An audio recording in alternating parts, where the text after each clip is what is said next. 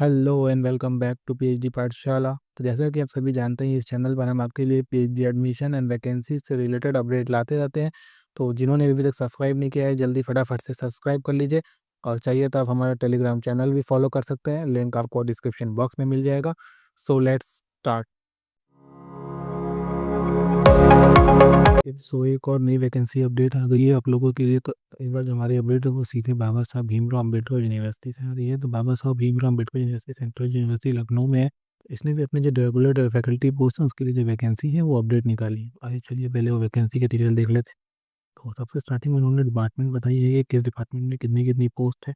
जैसे अगर आप बात करें इकोनॉमिक्स की, इकोनॉमिक्स में के पास एक प्रोफेसर की सीट है, एक एसोसिएट प्रोफेसर के अनरिजर्व में सीट है, देन पब्लिक एडमिनिस्ट्रेशन में है, सोशियोलॉजी में है, इन्वायरमेंट साइंस में एक आपके लिए प्रोफेसर की सीट है, एक एसोसिएट प्रोफेसर की जो प्रोफेसर की सीट है वो एसटी में है, और एसोसिएट प्रोफेसर की जो सीट है वो ओबीसी के लिए।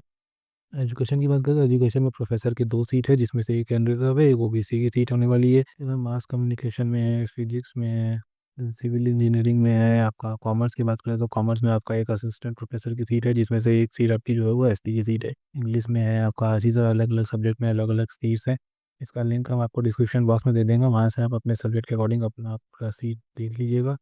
इसके बाद आपको एलिजिबिलिटी बताया है। तो एलिजिबिलिटी में आपका क्या है, जो आपके जब प्रोफेसर के लिए जो एलिजिबिलिटी होने वाली है उसमें ना, तो एलिजिबिलिटी क्या है, आपका पीएचडी डिग्री होना चाहिए। तो आपके पास 10 आपका रिसर्च पब्लिकेशन होना चाहिए पीएचडी रिव्यू जर्नल में। साथ में आपके पास 10 ईयर का टीचिंग एक्सपीरियंस होना चाहिए। पहला एलिजिबिलिटी आपके पास पीएचडी कंप्लीट होना चाहिए, साथ में 10 रिसर्च पेपर होने चाहिए, साथ में आपका जो 10 ईयर का टीचिंग एक्सपीरियंस होना चाहिए। आपके लिए क्या है, प्रोफेसर की एलिजिबिलिटी। जो पीएचडी होगा वो आपका कंसर्न जो भी आपका डिसिप्लिन है, जो भी सब्जेक्ट है उससे रिलेटेड होना चाहिए।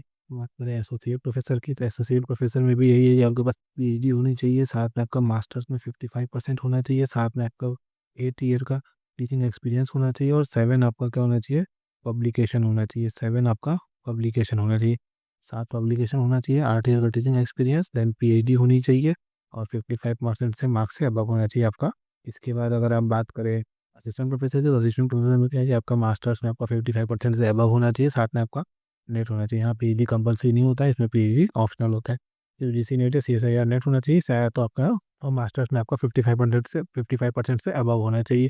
इसके बाद अगर हम बात करें प्रोफेसर कम रेसिडेंट डायरेक्टर, जिसके लिए एलिजिबिलिटी, इसमें भी आपका पीएचडी होना चाहिए, साथ में 10 ईयर का टीचिंग एक्सपीरियंस होना चाहिए, 10 पब्लिकेशन होना चाहिए। लेकिन साथ में इसमें एक चीज़ और है कि आपका इसमें 3 ईयर का आपके पास एडमिनिस्ट्रेटिव एक्सपीरियंस होना चाहिए।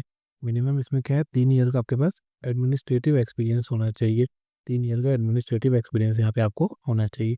जब पे स्केल होता है, जो प्रोफेसर हैं उनके लिए जो पे स्केल की रेंज होने वाली है वो 1,44,200 से 2,18,200 के बीच में वेरी करने वाला है। एसोसिएट प्रोफेसर हैं तो 1,31,400 से 2,17,100 के बीच में वेरी करेगा। असिस्टेंट प्रोफेसर के लिए जो पे स्केल होने वाली है वो 57,700 से लेकर 400 1,82,400 तक में वेरी करने वाला है। जो प्रोफेसर कम रेसिडेंट डायरेक्टर होने वाले हैं उनकी जो सैलरी होगी 1,44,200 से लेकर 2,18,000 तक में वेरी करने वाला है। इसके बाद जो आपका यहाँ professor cum director, professor cum deputy director, professor cum assistant director, associate research associate है, उनकी जो सैलरी होने वाली है वो यूजीसी के नॉर्म के अकॉर्डिंग होगी। जो फॉर्म का आपका स्टार्टिंग डेट है, फॉर्म आपका 14 नवंबर से स्टार्ट हो गया। लास्ट डेट जो आपकी फॉर्म की है वो 14 दिसंबर है। 14 दिसंबर फॉर्म की आपकी लास्ट डेट होने वाली। जनरल और ओबीसी के लिए जो है उनके लिए 1,000 फीस होने वाली है। एससी एसटी पीडब्ल्यू का है और वुमेन कैंडिडेट है उनके लिए जो फीस होने वाली है वो 500 रुपीज़ फीस होने वाली है।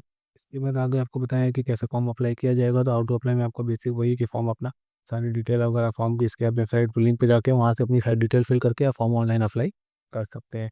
तो ऐसा आगे कुछ है नहीं, तो आइए चलिए देखते हैं कैसे फॉर्म फिलअप किया जाएगा। तो जब आप इनके जो भीमराव अम्बेडकर साहब यूनिवर्सिटी के जो कैरियर पे पेज पर आते हैं, यहाँ पे आपको अप्लाई ऑनलाइन का ऑप्शन लिखता है। आप इसके थ्रू जाकर फॉर्म इनका अप्लाई कर सकते हैं। जब आप उसकी लिंक पे क्लिक करते हैं तो ये आपको सीधे सी चैन पोर्टल पे ले आता है।